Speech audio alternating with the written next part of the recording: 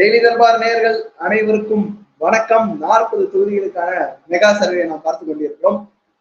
திருப்பம் தரக்கூடிய ஒரு தொகுதி தான் இப்ப நம்ம பார்க்க போகிறது. திருப்பம் தரமா திருநெல்வேலி அப்படின்றத நம்ம டைட்டிலாவே வச்சிருக்கோம்.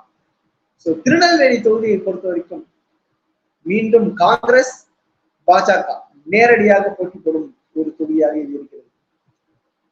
காங்கிரஸ் சார்பாக ராபர்ட் புரூஸ் அவர்களும், அதிமுக சார்பாக ஜான்சி ராணி அவர்களும், பாஜக சார்பாக நயினார் நாகேந்திரன் அவர்களும் போட்டியிடுகிறார்கள்.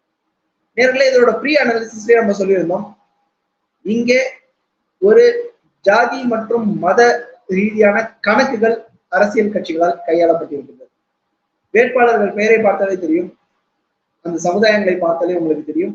ரொம்ப ரொம்ப ரொம்ப மைக்ரோ இன்ஜினியரிங் பண்ணி அந்த ஜாதி மத கணக்குகள் வேலை செஞ்சிருக்கு நம்மளால புரிஞ்சுக்க முடியுது. ஆனால் அரசியலில் ஆல்ரெடி ஒரு ஜாம்பவானாக இருக்கும் நயினார் நாகேந்திரன் அவர்களுக்கு சுலபமான ஒரு வெற்றி இருக்கும் அப்படின்னு தான் நம்ம சொல்லிக்கணும்.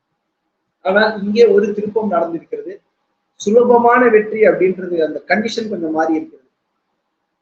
பாஜக எங்கே தோற்றாலும் திருநெல்வேலியில் தோற்பதற்கு வாய்ப்பில்லை அப்படின்னு தான் நம்ம சொல்லியிருந்தோம். ஆனால் 4 கோடி ரூபாய் மாட்டிய விவகாரம், அது ரிசல்ட் எப்படி வேணாலும் வரலாம், தீர்ப்பு எப்படி வேணாலும் வரலாம், நயினார் நாகேந்திரன் மீது ஒரு கிளீன் ஷீட் கூட வரலாம். ஆனால் அந்த விவகாரம் மக்களின் ஓட்டிங் பேட்டர்ன்ல ஒரு அஃபெக்ட் ஏற்படுத்திருக்கு, ஒரு எஃபெக்ட் இருக்குன்னு நம்ம பார்க்கணும். முன்னாடி நயினார் நாகேந்திரன் அவர்களுடைய வெற்றி வாய்ப்பு எந்த அளவுக்கு உறுதியாக இருந்ததுன்னா, திமுக அமைச்சரே ஒரு தடவை பிரச்சாரத்துல பேசும்போது எல்லா தொகுதியும் ஓகே, ஆனா ராபர்ட் புரூஸ் மட்டும் கொஞ்சம் சொதப்பிட்ட மாதிரி தெரியுது, நம்ம திருநெல்வேலி போகணும், நாளைக்கு நாங்க திருநெல்வேலி போய் பிரச்சாரம் பண்ணி சரி கட்டிடுறோம் அப்படின்னு சொல்லியிருந்தாங்க. சோ திமுக அமைச்சர்களே அங்கே வெற்றி வாய்ப்பு குறைவு என்று நினைத்துக் கொண்டிருந்த வழியில் 4 கோடி ரூபாய் மாற்றிய விவகாரம் நயினார் நாகேந்திரன் அவர்களுக்கு மாறலாக ஒரு பின்னடைவு ஏற்படுத்தியிருக்கிறது. இந்த குழப்பங்களை பயன்படுத்தி ஜான்சி ராணி அவர்களும், அதிமுக சார்பாக களமிறங்கக்கூடிய வேட்பாளர் ஜான்சி ராணி அவர்களும் தன்னுடைய அதிரடியான பிரச்சாரங்கள் மூலம், டோர் டு டோர் கேன்வாசிங் மூலம் தன்னையும் ஒரு வெற்றி பெறக்கூடிய வாய்ப்புள்ள வேட்பாளராக நடுவில் நிலைநிறுத்திக் கொண்டார்.